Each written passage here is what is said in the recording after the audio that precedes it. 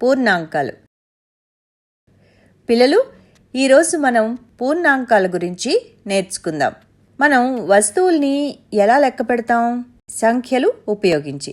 ఉదాహరణకి 3 మిత్రులు, 4 బెలూన్లు, 6 టమాటాలు, 8 బంతులు ఇలాగా చెప్తాం. మనం లెక్కించడానికి ఉపయోగించే సంఖ్యలని లెక్కింపు సంఖ్యలు అని అంటారు. ఉదాహరణకి 1, 2, 3, 4 ఇలాగా. 0 వస్తువుల్ని మనం లెక్కించలేం కాబట్టి 0 లెక్కింపు సంఖ్య కాదు.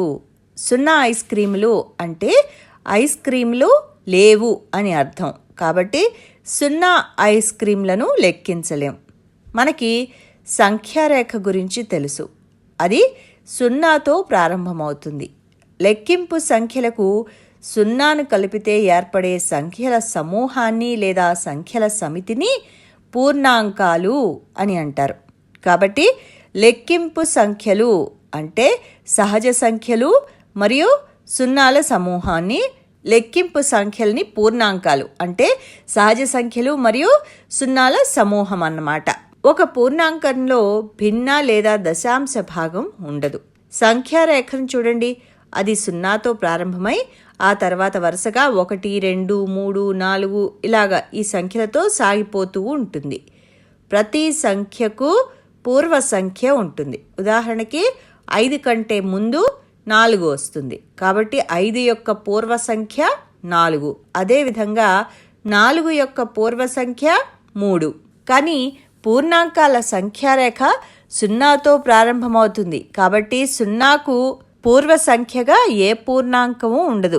కాకపోతే ప్రతి పూర్ణాంకం ఉత్తర సంఖ్యను కలిగి ఉంటుంది.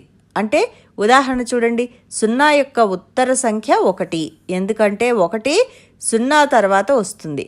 కాబట్టి అలాగే 7 తర్వాత 8 వస్తుంది. కాబట్టి 7 యొక్క ఉత్తర సంఖ్య 8.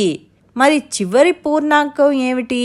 మనం సంఖ్యారేఖను వందలు, వేలు, మిలియన్లు, బిలియన్లు ఇలా పైకి పొడిగిస్తూ పోయినా, మీరు 100 అంకెలతో ఒక సంఖ్యను తయారు చేసినా దానికి అంతం మాత్రం ఉండదు. కాబట్టి ఈ సంఖ్యారేఖ అనంతంగా సాగిపోతూ ఉంటుంది. తుది పూర్ణాంకం ఉండదు, లేదా మనం తుది పూర్ణాంకం ఇది అని చెప్పలేం. అందుచేత దీనిని ఏ పెద్ద సంఖ్య వరకైనా పొడిగించవచ్చు. మనం రేఖ చివర ఒక బాణాన్ని సూచిస్తాం. కాబట్టి పూర్ణాంకాలు అనేవి 0 మరియు సహజ సంఖ్యలతో ఏర్పడతాయి, లెక్కించు సంఖ్యలతో ఏర్పడతాయి. లెక్కించు సంఖ్యలని సహజ సంఖ్యలు అని కూడా అంటారు. మనం సంఖ్యారేఖపై కుడివైపుకు వెళ్లే కొలది పూర్ణాంకం విలువ తగ్గుతుంది. ఉదాహరణకి 4 <5, 3 <4. మనం పూర్ణాంకాలను ఉపయోగించి 4 ప్రాథమిక పరిక్రియలను అంటే సంకలనం, వ్యవకలనం, గుణకారం మరియు భాగాహారాలని చేయొచ్చు.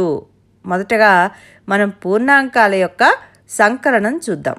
మొత్తం గణనను లేదా విలువల మొత్తాన్ని కనుక్కోవడానికి సంకలనాన్ని ఉపయోగిస్తామని మనకి తెలుసు. 9647 మరియు 9367 అనే 2 పూర్ణాంకాలు తీసుకుని వాటిని సంకలనం చేద్దాం. 1ల స్థానం నుంచి ప్రారంభిస్తే 7 + 7 14. దీంట్లో 1ని 10ల స్థానం కింద రాయాలి. 4 + 6 మరియు 1 ఎంత? 11. మళ్ళా దీనిలో 1ని 100ల స్థానం కింద రాయాలి. తర్వాత 6 + 3 + 1 10. దీని నుంచి కూడా 1ని 1000ల స్థానం కింద రాయాలి. చివరిగా 9 + 9 + 1 19.